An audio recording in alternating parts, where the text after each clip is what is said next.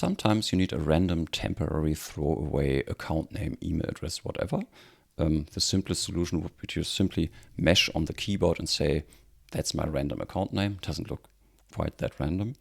And of course, it would be much more interesting to write a Clojure program to compute a random string for us.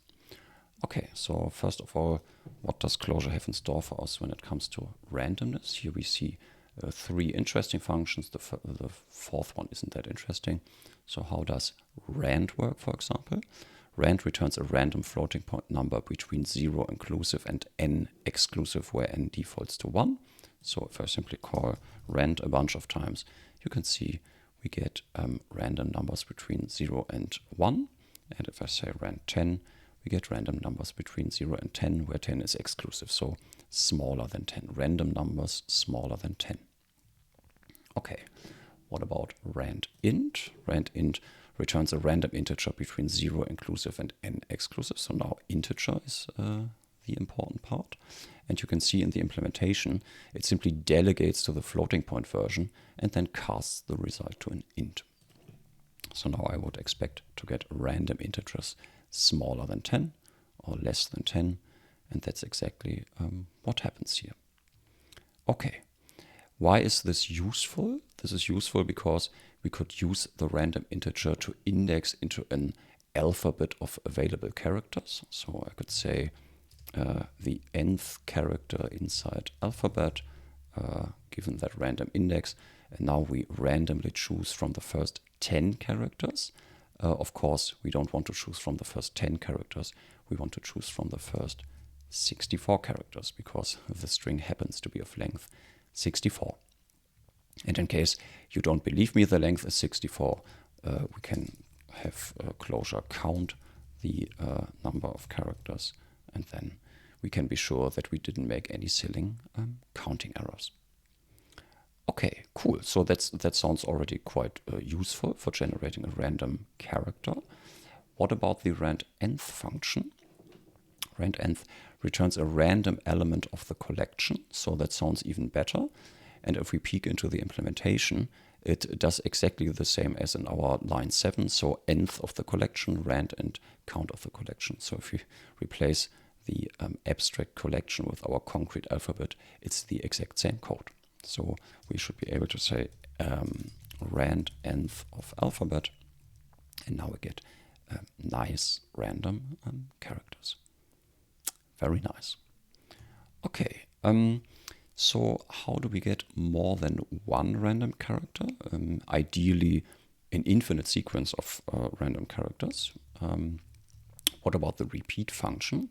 Repeat returns a lazy sequence of x's. So if we say we want to do this with a repeat, you will see, unfortunately, the rand-nth is only called once, and that's normal in Clojure. That's how Clojure evaluates function arguments. So the function arguments are evaluated once, and then the resulting value is passed to the function. So that won't work for us.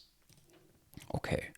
Right, so what could we do instead? Maybe let's try to write from the ground up a recursive function that builds this infinite sequence ourselves. So let's define a function. Let's call it forever, taking no arguments.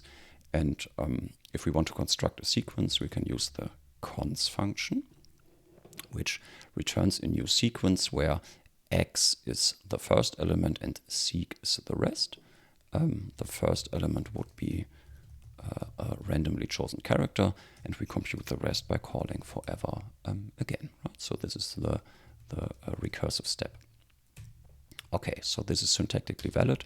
Unfortunately, if we try to call it, we get a stack overflow error. This is normal in recursion.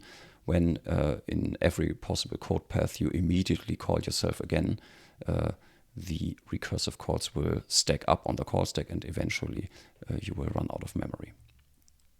Okay, so the problem is that this cons call is evaluated eagerly. What we want to do instead is build a lazy collection or a lazy sequence, and that is done with the lazy-seq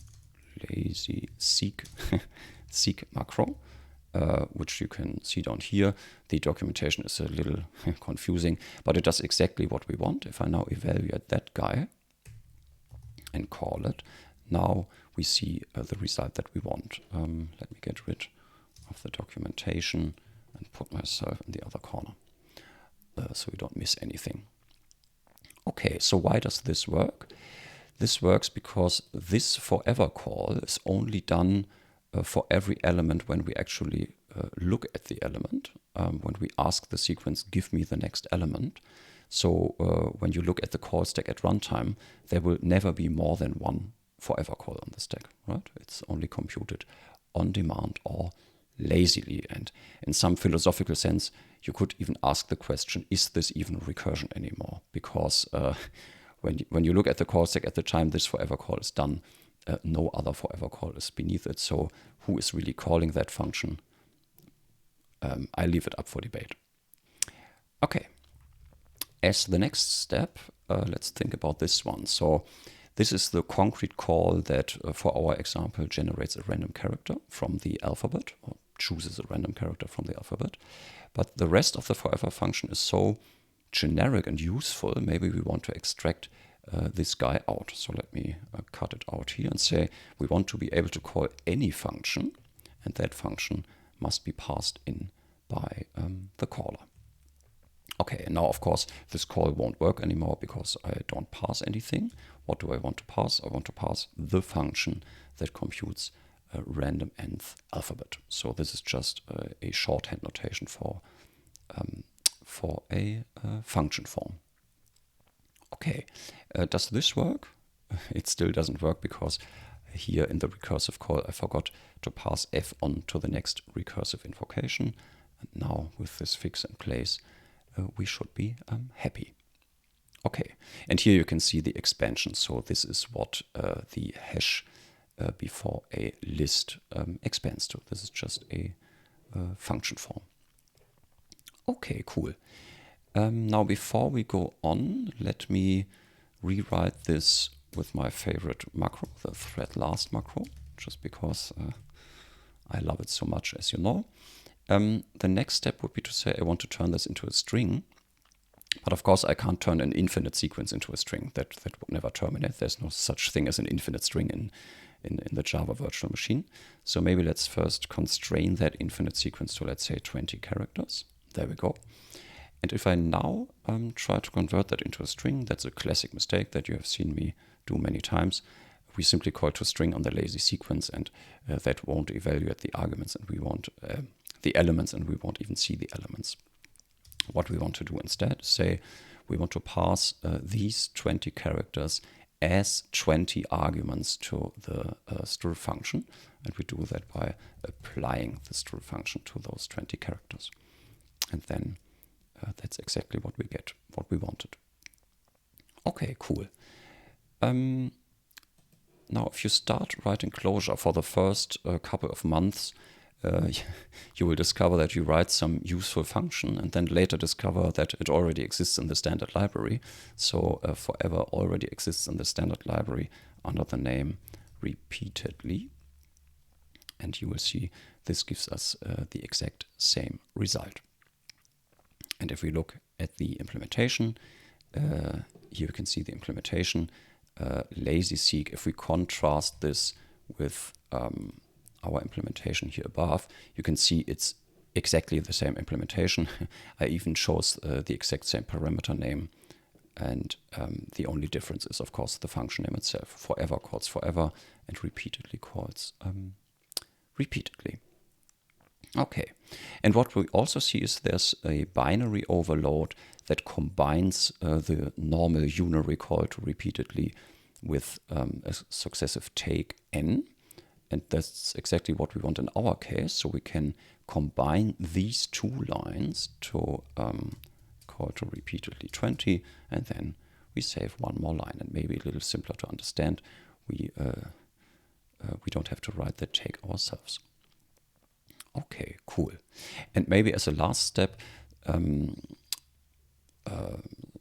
some weeks ago I found out that apply still can be written in a different way. We can say string join. I want to join those 20 characters to a string. That does exactly the same. And some people which don't have much Clojure background may find this version to be more readable. And if we peek into the implementation, we can see that again, the implementation is exactly what we just replaced. So string join is just an alternative for apply still. It doesn't do anything else.